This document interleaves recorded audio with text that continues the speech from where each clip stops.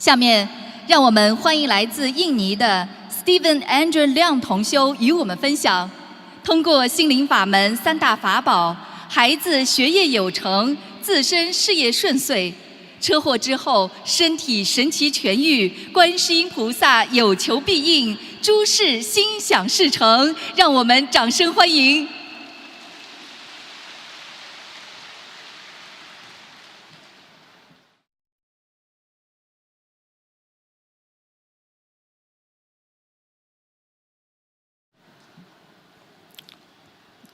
Terima kasih kepada Kuan Yin Posa yang maha welas asih dan maha penolong.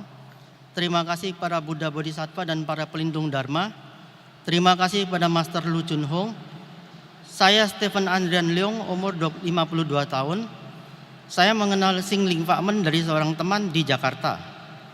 Saya tidak melihat sesuatu yang baru, semua sama, ada tapeco, cincin dan sebagainya.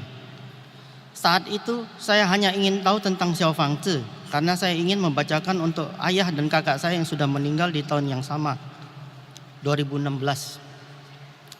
Karena berbagai alasan, hingga bulan Januari 2017 saya dan keluarga baru pergi ke Sunter Sing Ling Fakmen. Saya bertanya pada seorang saudara sedharma di sana dan meminta kertas Xiao Fang Tzu kosong. Tapi dia bilang bahwa saya belum membaca parita harian dan menganjurkan saya untuk baca harian terlebih dahulu baru membuat Xiao Fang Tzu. Saya tidak mengerti mengapa begitu banyak aturan, namun saya tetap menjalankannya. Setelah 1 bulan saya sudah hafal parita-parita dalam Xiao Fang Tzu. Saya kembali pergi ke sana. Saudara sedharma yang lain menjelaskan kepada saya bagaimana cara menghafalkan Xiao Fang Tzu. Saya dan istri berikrar vegetarian setiap tanggal 1 dan 15 penanggalan lunar. Setelah 7 hari saya bermimpi berkelahi dengan seekor naga hijau dan berhasil mengalahkannya. Namun naga itu berubah menjadi seorang biksu Tao. Yang aneh adalah sejak saat itu saya tidak suka makan daging. Padahal saya adalah orang yang tidak suka makan sayuran.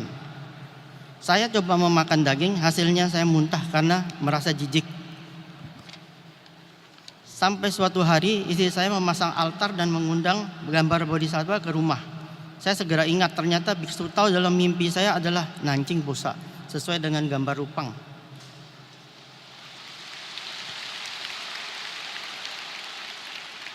Ujian pertama, saya sudah menghabiskan banyak uang dan mengirimkan anak saya untuk belajar kedokteran di Jerman, tapi visa tidak keluar. Anak saya sudah berikrar vegetarian seumur hidup dan juga melafalkan Xiao Fang Tzu. Mengapa tidak ada hasil? Sebenarnya Buddha itu ada atau tidak? Mengapa tidak membantu saya? Tapi saya tetap melafalkan parita. Sampai 3 bulan kemudian anak saya diterima di Universitas Guangzhou, jurusan kedokteran dengan beasiswa penuh. Lalu anak kedua saya juga ingin bersekolah di luar negeri. Saya belum menyadari bahwa perekonomian saya sedang menurun. Saat itu saya merasa putus asa hingga rasanya Tuhan mencabut nyawa saya saja.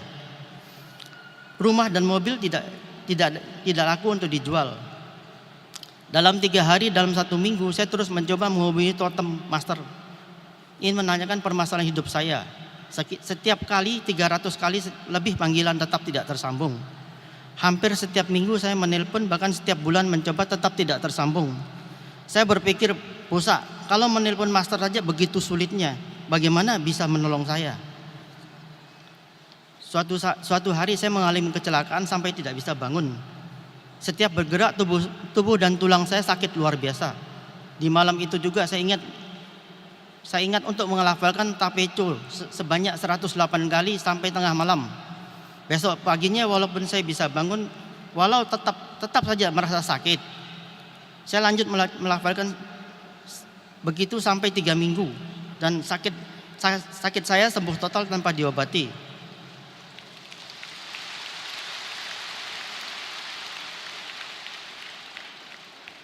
Dulu kehidupan saya sangat indah. Sampai suatu hari saya harus menerima kemungkinan disingkirkan karena konspirasi bawahan saya. Karena biasanya saya tidak bisa mentolerir kesalahan penyelewengan yang mereka lakukan. Pada saat itu saya bertanya, mengapa orang lurus dan benar sering dibenci banyak orang? Apakah saya harus menjadi orang jahat? Bahkan menjadi orang yang sangat jahat. tapi tidak sesuai dengan kepribadian saya. Kalau jadi orang harus menjadi orang yang baik, maka walaupun hati saya terluka, saya tetap mencari solusi atas permasalahan ini. Saya berusaha keras mencari pekerjaan baru. Saya berpikir mengapa tidak menjadi konsultan manajemen sesuai dengan bidang saya. Tetapi hal itu tidaklah mudah. Menjual barang promo juga hasilnya tidak sesuai dengan harapan. Usaha toko yang dibuka juga tidak berkembang. Bertanya pada peramal juga belum tentu tepat, apalagi peruntungan di masa depan. Menurut pengalaman saya hanya bisa dipercaya 30% saja. Walaupun sudah sering sembahyang di kelenteng, tetap saja tidak ada perubahan. Sampai saya mengenal Sing Ling Fa Men, baru ada perubahan dalam hidup saya. 3 bulan yang lalu saya bermimpi, tidak tahu di mana saya melihat sebuah kitab merah mengikuti saya. Saya tidak tahu apa arti mimpi itu. Pada prinsipnya, ini adalah kesempatan yang langka untuk mempelajari Sing Ling Fa Men dan mengubah takdir kita.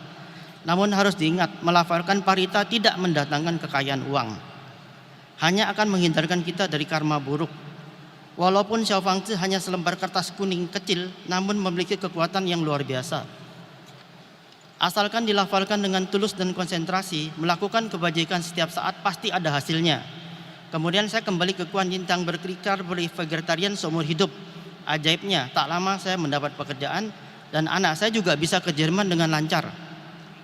Semenjak saat itu saya 100% percaya pada Guanse Imposa dan para Buddha dan Bodhisattva.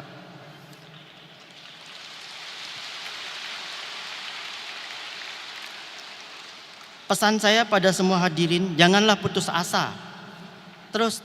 Tetap terus melafalkan parita dengan penuh konsentrasi dan setulus hati. Semoga pengalaman saya ini bisa membuat orang percaya bahwa Sing Ling Fa Men ternyata memang nyata. Terima kasih kepada Guanse Imposa, terima kasih pada Sing Ling Fa Men, terima kasih kepada Master Lu Chun Hong, terima kasih kepada saudara sedharma sekalian, terima kasih pada semua.